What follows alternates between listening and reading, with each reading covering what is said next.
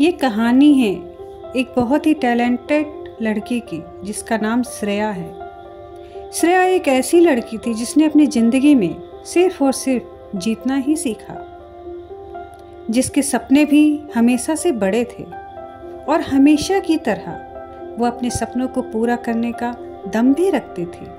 उसकी ज़िंदगी में हमेशा ही सब कुछ अच्छा ही रहा। अपने स्कूल से लेकर कॉलेज तक हमेशा फर्स्ट आती थी।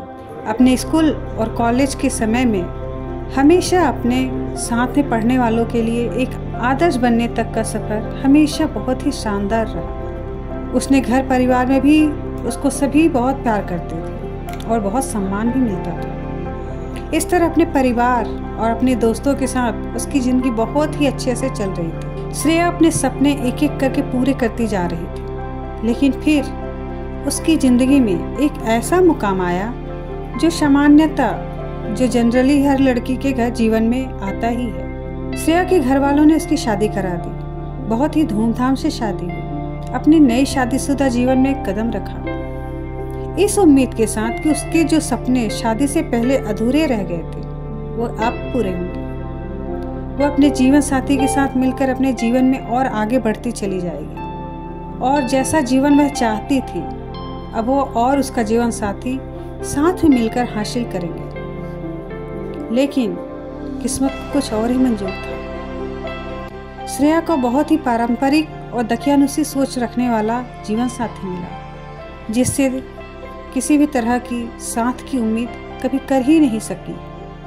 शादी होने के बाद एक एक करके श्रेया के पैरों में परिवार की इज्जत और घर की जिम्मेदारियों के नाम पर तरह तरह से जंजीरें बांधी जाने लगी। धीरे धीरे श्रेया को घर की जिम्मेदारी के नाम पर उसका खुद का अस्तित्व खोने पर मजबूर किया जाने लगा।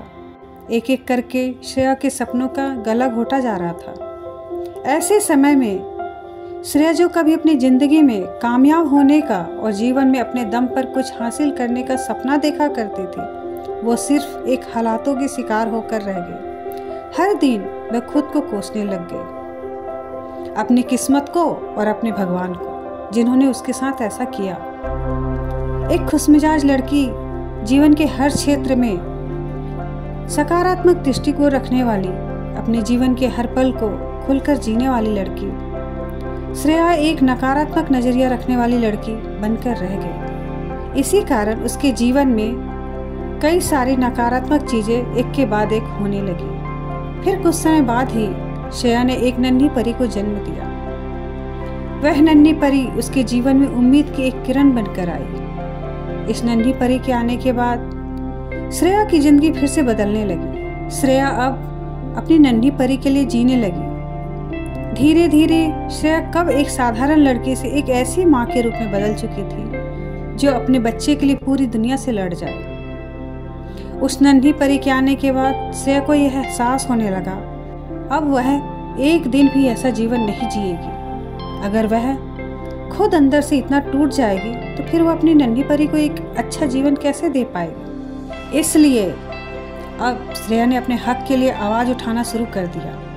फिर क्या, एक एक करके सभी श्रेया के खिलाफ होने लगे, यहाँ तक कि उसके जीवन साथी ने उसका साथ छोड़ दिया। लेकिन तमाम संघर्षों और विरोधों के बाद भी श्रेया अपनी लड़ाई लड़ती रही, क्योंकि अब श्रेया ने यह निश्चय कर लिया था कि वह अपने और अपने बच्चों का जीवन को इस तरह से घुट घुट कर नहीं जीने देगी। उसने फैसला किया कि वह अपने आप को और अपने बच्चे को एक अच्छी ज़िंदगी देगी, जहाँ पर शांति और सुकून हो और खुलकर अपने विचारों को व्यक्त करने की आज़ादी हो, अपने जीवन को अपने अनुरूप जीने की आज़ादी हो।